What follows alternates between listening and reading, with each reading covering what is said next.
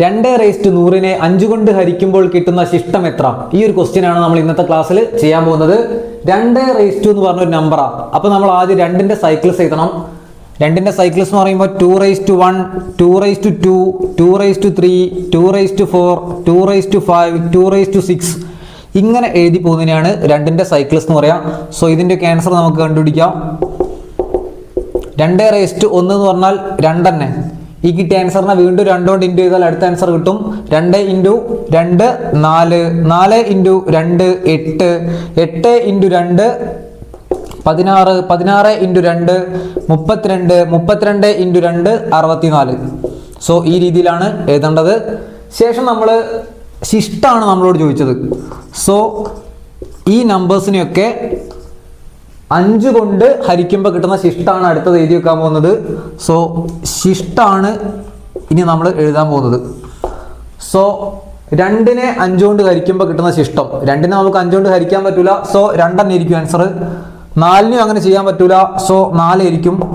8നെ 5 കൊണ്ട് ഹരിക്കുമ്പോൾ കിട്ടുന്ന ശിഷ്ടം 3 ആയിരിക്കും. 16നെ 5 കൊണ്ട് ഹരിക്കുമ്പോൾ ശിഷ്ടം 1 ആയിരിക്കും. 32നെ 5 കൊണ്ട് ഹരിക്കുമ്പോൾ കിട്ടുന്ന ശിഷ്ടം 2 ആയിരിക്കും. സോ ശിഷ്ടം നോക്കുകയാണെങ്കിൽ ഫസ്റ്റ് എഴുതി വെച്ച ആൾ പിന്നെ റിപ്പീറ്റ് ആയി വന്ന് 2 എന്ന് പറഞ്ഞ ആള് വീണ്ടും റിപ്പീറ്റ് ആയി വന്ന്. അപ്പോൾ ഫസ്റ്റ് എഴുതുന്നത് വീണ്ടും റിപ്പീറ്റ് ആയി വരികയാണെങ്കിൽ അവിടെ മുതൽ നമ്മൾ എഴുതേണ്ട ആവശ്യമില്ല.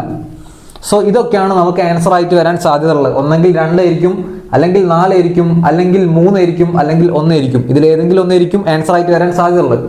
ശേഷം നമ്മൾ ചെയ്യേണ്ടത് ഈ പവർ, 2ന്റെ പവറിൽ ആരാ നോക്കുക. 100 ആ 100 എന്ന് പറഞ്ഞ സംഖ്യയെ ഒരാളെ കൊണ്ട് ഹരിക്കണം. എത്ര ശിഷ്ടമുണ്ട് നോക്കി നോക്കാം. 1, 2, 3, 4 4 ശിഷ്ടമുണ്ട്. സോ ഈ നമ്പറിനെ നമ്മൾ 4 കൊണ്ട് ഹരിക്കുകയാണ്.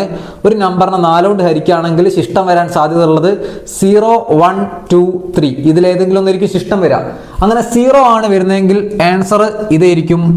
1 ആണെങ്കിൽ ഇതായിരിക്കും, 2 ആണെങ്കിൽ ഇത്, 3 ആണെങ്കിൽ ഇത്. അതായത് 0 ആണെങ്കിൽ ഏറ്റവും ലാസ്റ്റത്തേതായിരിക്കും ആൻസർ, 1 ആണെങ്കിൽ ഏറ്റവും മേലത്തേതായിരിക്കും ആൻസർ, ശേഷം 1 നിന്ന് താഴത്തേക്ക് ഈ രീതിയിൽ വരാം. സോ നമുക്ക് 100നെ 4 കൊണ്ട് ഹരിച്ചു നോക്കാം. 10ൽ എത്ര 4 ഉണ്ട്? 2, 4, 8, ബാക്കി 2. 20ൽ എത്ര 4 ഉണ്ട്?